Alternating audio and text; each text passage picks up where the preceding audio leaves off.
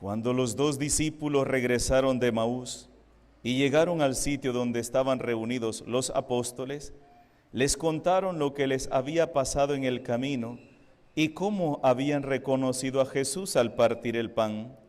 Mientras hablaban de esas cosas, se presentó Jesús en medio de ellos y les dijo: «La paz esté con ustedes». Ellos, desconcertados y llenos de temor, creían ver un fantasma. Pero él les dijo: «No teman, soy yo». ¿Por qué se espantan? ¿Por qué surgen dudas en su interior? Miren mis manos y mis pies, soy yo en persona, tóquenme y convénzanse. Un fantasma no tiene carne ni hueso, como ven que tengo yo. Y les mostró las manos y los pies. Pero como ellos no acababan de creer de pura alegría y seguían atónitos, les dijo: ¿tienen aquí algo de comer? Le ofrecieron un trozo de pescado asado. Él lo tomó y se puso a comer delante de ellos. Después les dijo: lo que ha sucedido es aquello de que les hablaba yo cuando aún estaba con ustedes, que tenía que cumplirse todo lo que estaba escrito de mí en la ley de Moisés, en los profetas y en los salmos. Entonces les abrió el entendimiento para que comprendieran las Escrituras y les dijo: está escrito que el Mesías tenía que padecer y había de resucitar de entre los muertos al tercer día, y que en su nombre se había de predicar a todas las naciones, comenzando por Jerusalén, la necesidad de volverse a Dios y el perdón de los pecados. Ustedes son testigos de esto. Palabra del Señor. Por las palabras del Santo Evangelio sean perdonados nuestros pecados. Siéntense, por favor. ¿En qué día de la resurrección estamos? ¿En qué día? Según la lectura que hemos escuchado hoy, ¿en qué día? Al siguiente día de la resurrección, a los 3 días de la resurrección, a los 8 días. ¿Ah? El quinto día.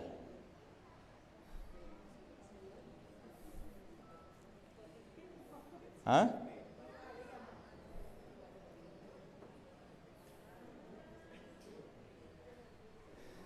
¿Qué día Jesús se les apareció a María Magdalena? ¿Al siguiente día que resucitó o el primer día? El primer día. ¿Y a los discípulos de Emaús?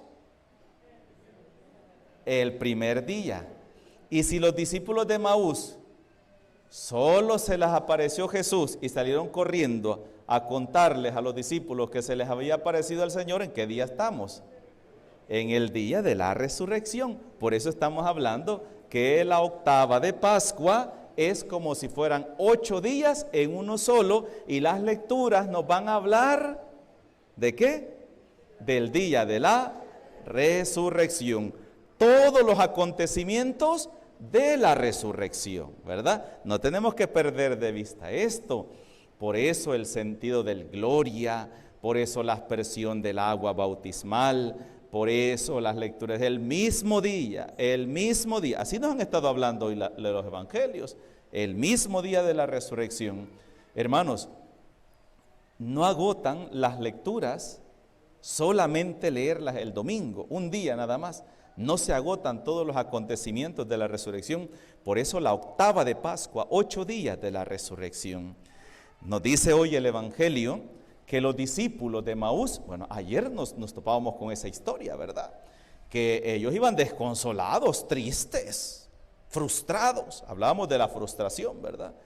Cuando nos defraudamos, nos frustramos, tendemos a retroceder, regresar a donde estábamos. Cuando alguien comienza en un trabajo y aquel trabajo fracasó, tiende como a devolverse a su lugar. Los discípulos así iban, pero Jesús les salió al encuentro.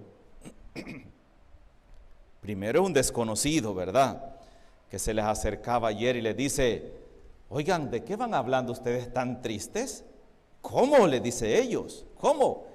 ¿Es que acaso eres tú el único en todo Jerusalén que no sabe lo que ha sucedido? Mataron a Jesús, el nazareno, el de Nazaret, a quien creíamos que era el Mesías. Nuestras autoridades lo entregaron a la muerte. Y dice que aquel desconocido que no sabía nada les comenzó a dar una cátedra y les dijo: qué duros de corazón son, que no entienden las escrituras, que no sabían que esto y esto y esto y esto tenía que suceder, y les empieza a explicar todo paso por paso. Cuando llegaron ya a Emaús, ellos se quedaron y él hizo como que continuaba y le dijo: no te vayas, quédate con nosotros. Y aquel desconocido tomó la cabecera significa el lugar principal de la mesa, y bendijo el pan. Y al bendecir el pan, se les abrieron los ojos a ellos y lo reconocieron al partir el pan, porque nadie bendice el pan como él lo bendice. Entonces ellos han salido corriendo esa misma tarde. Mira, no te vayas porque ya atardece. No era tarde todavía, estaba atardeciendo. Pero aquellos hombres, cuando se dieron cuenta que era Jesús, emprendieron el viaje de retorno hacia Jerusalén, donde estaban los demás apóstoles. Y entonces llegan y les dice, miren, por eso dice aquí: cuando los 2 discípulos regresaron de Emaús y llegaron al sitio donde estaban reunidos los apóstoles, les contaron lo que les había pasado en el camino y cómo habían reconocido a Jesús al partir el pan. Contándoles eso, mientras hablaban de esas cosas, se presentó Jesús en medio de ellos y les dijo: la paz esté con ustedes. Entonces, ¿de qué día estamos hablando? Del primer día de la semana. ¿Ve? Estamos hablando del primer día, cuando Jesús resucitó. Jesús les dijo: la paz esté con ustedes. Y ellos, desconcertados y llenos de temor, creían ver un fantasma. Pero él les dijo: no teman, soy yo. ¿Por qué se espantan? ¿Por qué surgen dudas en su interior? Miren mis manos y mis pies. Esto es una de las cosas que a mí siempre me ha cuestionado, ¿verdad? Y yo escucho una versión, escucho otra y escucho otra. Y si el cuerpo de Cristo resucita glorioso, la flagelación desapareció, los golpes, todo, su cuerpo es glorioso, su cuerpo sano, ¿por qué continúan estando las heridas de las manos, de los pies y del costado? Porque son las pruebas de que es el mismo, que aquel que crucificaron, que era Jesús de Nazaret, aquel que crucificaron es el mismo que ha resucitado. O sea, echando afuera aquella teoría, ¿verdad? Que Jesús era uno y ahora el que ha resucitado es otra persona distinta. No, es el mismo Jesús. El mismo cuerpo que flagelaron, el mismo cuerpo que maltrataron, el mismo cuerpo que María Santísima cargó en sus brazos en un niñito, es el mismo que crucificaron y es el mismo que ha resucitado. Nada más que ahora ha resucitado, ¿qué? Glorioso. Y es el mismo que ¿se acuerdan que cuando el día de la transfiguración, de la ascensión, vamos a escuchar aquellas palabras que el ángel les va a decir a los apóstoles: Galileos. Hoy, esta vez fuimos al lugar de la ascensión. Nunca habíamos ido al lugar donde fue la ascensión del Señor. El ángel le dice: Galileos, ¿qué hacen mirando hacia el cielo?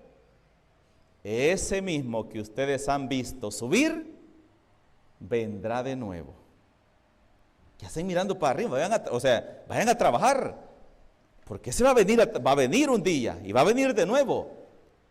Pónganse a trabajar, ¿ve? Y es interesante porque los santos, Santa Faustina Kowalska, ve que del costado de Cristo salen los 2 rayos, ¿verdad? Sangre y agua. ¿Qué significa? Que ese costado ahí sigue la herida. Del costado de Cristo, dice, brota la misericordia para el mundo. Brota la misericordia. ¿Qué significan para mí el que Jesús tenga esas heridas aún en su cuerpo? Son el testimonio del amor. Son el testimonio del amor. Y que esas heridas estén abiertas significa que es un sacrificio eterno. Y como algunos quizás podríamos decir, no, pero Jesús murió, el sufrimiento que aquel padeció, allá sufrió, ¿verdad? No, esas heridas no se abrieron solamente para aquellas personas. Esas heridas se abrieron para toda la humanidad y como testimonio siguen abiertas hasta la fecha, como los santos lo han visto, porque es un sacrificio también para nosotros y para las futuras generaciones. Ese es el sacrificio de Cristo. Y me pongo a pensar, viene a mi mente esto, si Jesús ha hecho tanto por nosotros, sufrió tanto, porque saben hermanos, nosotros decimos que Jesús es el que intercede por nosotros ante el Padre, ¿verdad? Así nos dice la palabra de Dios, que Jesús es el que intercede. Entonces, ¿qué significa interceder? Significa que es el que pone la cara. Jesús es el que pone la cara por nosotros. Nosotros metemos la pata, cometemos nuestras burradas y es Jesús quien pone la cara al Padre. Es Jesús, como vamos a decirlo de esta manera, pone la espalda ante una equivocación nuestra. Ese es Jesús, quien subió a la cruz por amor a nosotros. Aceptó una muerte que era una muerte nuestra. Y a veces nosotros nos quejamos porque nos cuesta seguir al Señor. Por eso a mí me da tristeza cuando hay personas que ven el hecho de ir a la Santa Misa como un sacrificio.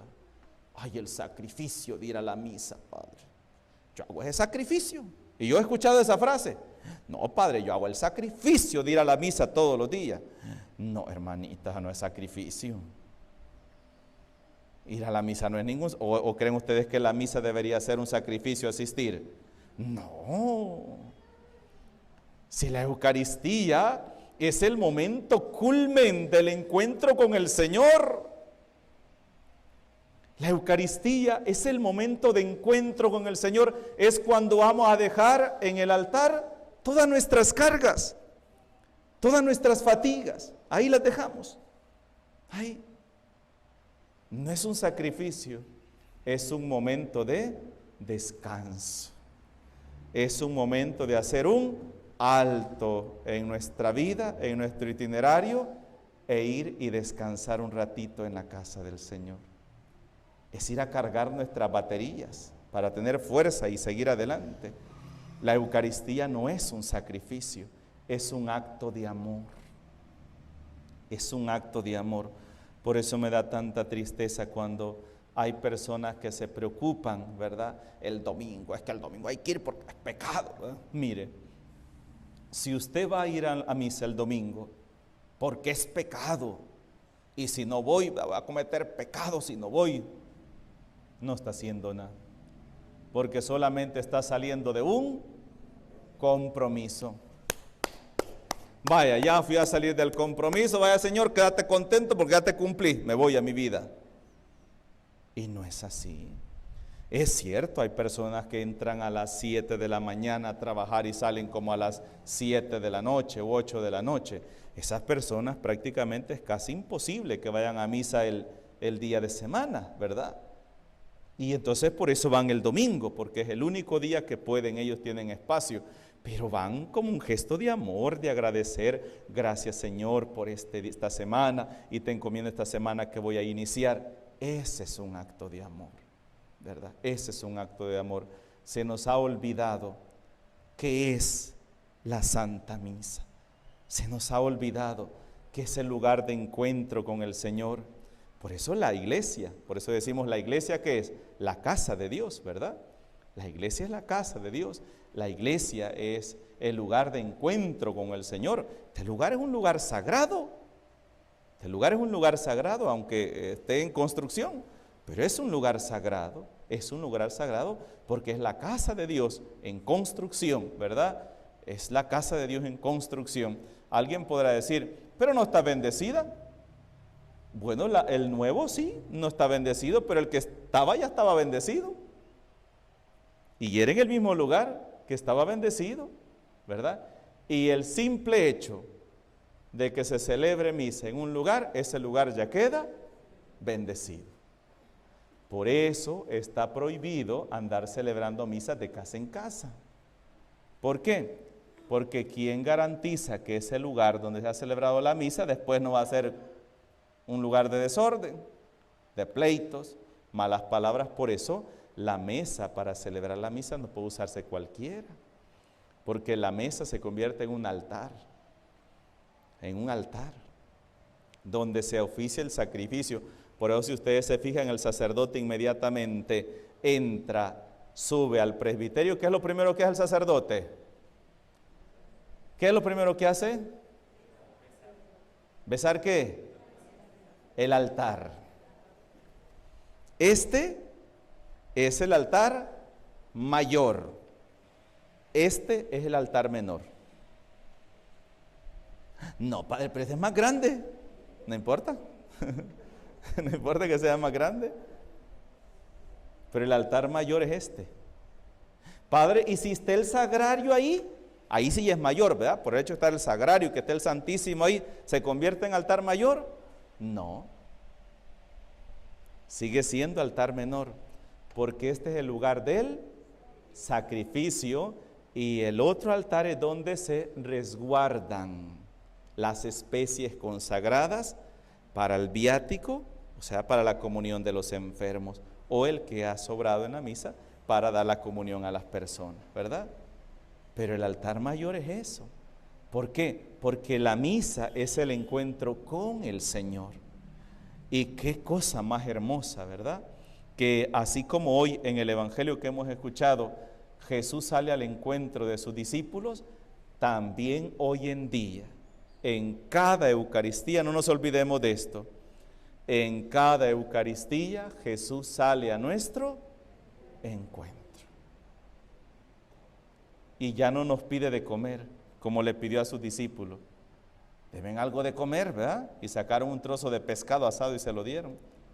Ya no, Él no nos pide de comer, Él nos da de comer a nosotros. ¿Y con qué nos da de comer? A través de su palabra y a través de su cuerpo y de su sangre. Ahí nos alimenta el Señor, ahí nos alimenta. Por eso la Eucaristía tenemos que pensar de esta manera, es el lugar de encuentro con Él resucitado. Que así sea. En el nombre del Padre, del Hijo y del Espíritu Santo. Amén.